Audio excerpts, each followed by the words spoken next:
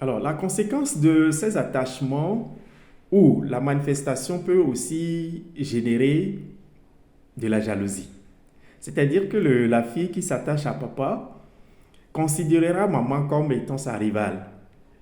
Et parfois, vous allez voir des réactions de l'enfant et frustré, qui pleure, qui va dans sa chambre parce que maman est proche de papa et qu'elle ne voudrait pas parce que c'est son objet amoureux.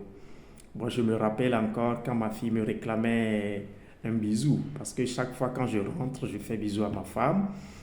Et donc, du coup, elle attend que je lui fasse de la même façon. Quand je lui fais au front, elle dit non, de lui faire ça sur la bouche comme je l'ai fait à sa maman.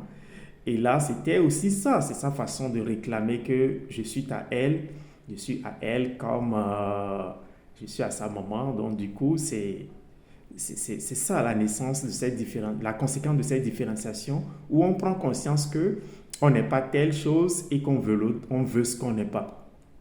Cela même se prolonge dans la vie en général.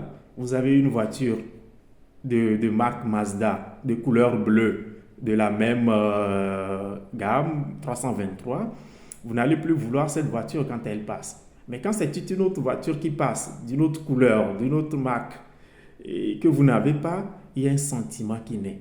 Il y a une appréciation qui peut nous mettre dans une réflexion pour dire, ah, cette voiture, je la veux. Et c'est une belle voiture. Mais si vous avez la même chose, on n'est plus attiré. Donc, c'est aussi les premiers, la première naissance de ce désir, de ces sentiments-là qui naissent en être humain que nous sommes, que nous allons expliquer plus tard parce que nous allons parler de l'enfant jusqu'à la personne âgée, quoique nous allons plus nous concentrer sur l'enfant. Mais on fera des vidéos également sur la personne adulte, comment il se comporte, comment il doit se comporter, qu'est-ce qui se manifeste quand on est adulte, qu'est-ce qui nous engage sur le plan mental, sur le plan affectif, et quand on devient une personne âgée, qu'est-ce qui change aussi.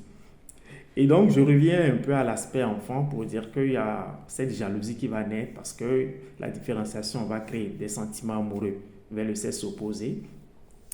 Et là, il y a un événement dont Freud parlait du début de l'homosexualité. De l'homosexualité, c'est cette attirance pour le même sexe. Et donc, du coup, qui explique d'une manière, d'une autre part, le fait que ce sentiment qui va naître chez l'enfant parce qu'il a constaté une différence et donc il veut aller vers le sexe opposé et qu'il constate que ce sentiment n'est pas accepté par son entourage, c'est-à-dire